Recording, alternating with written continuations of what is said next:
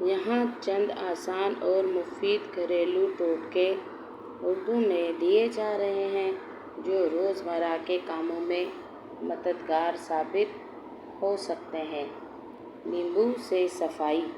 اگر چولہے یا سنک پر ضدی داغ ہوں تو لیمبو پر تھوڑا سا بیکنگ سوڈا لگا کر رگڑیں، داغ آسانی سے صاف ہو جائیں گے۔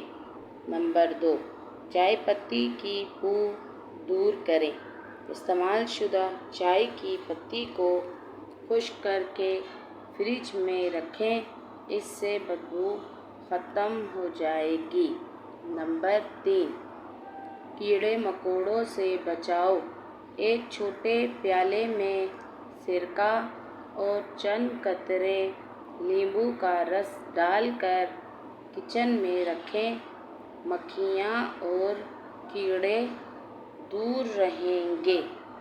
نمبر 4، کپڑوں کی خوشبو بڑھائیں۔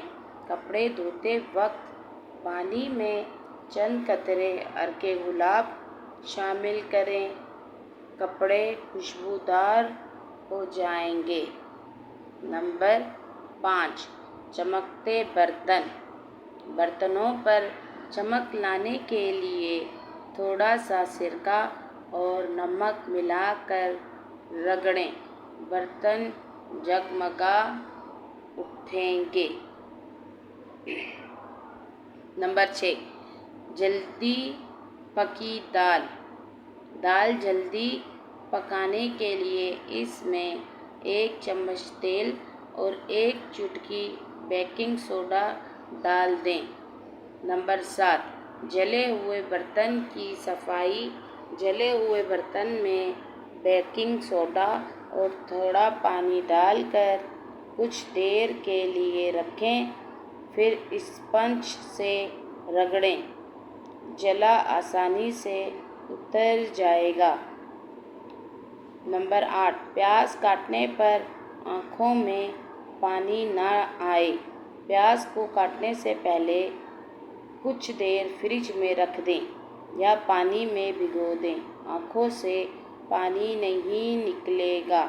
نمبر 9، دودھ ابال کر باہر نہ گرے۔ دودھ ابالنے سے پہلے برتن کے کنارے پر تھوڑا سا مکھن یا گھی لگا دیں، دودھ باہر نہیں گرے گا۔ نمبر 10، چاول چپکے نہیں۔ چاول پکاتے وقت پانی میں چند قطرے لیمبو کا رس یا 1 چمچ تیل ڈال دیں، چاول کھلے کھلے اور خوشبودار رہیں گے۔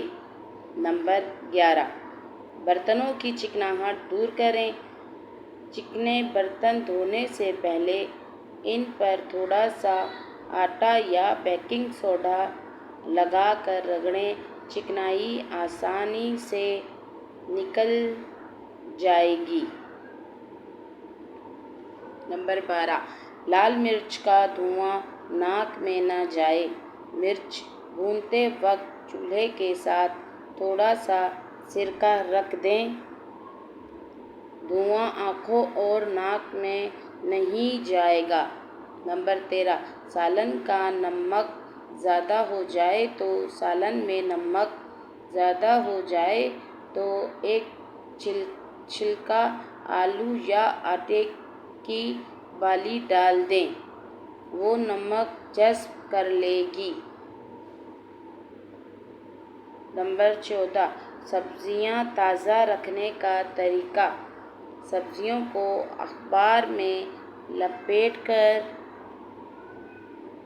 فریج میں رکھیں، زیادہ دنوں تک تازہ رہیں گی۔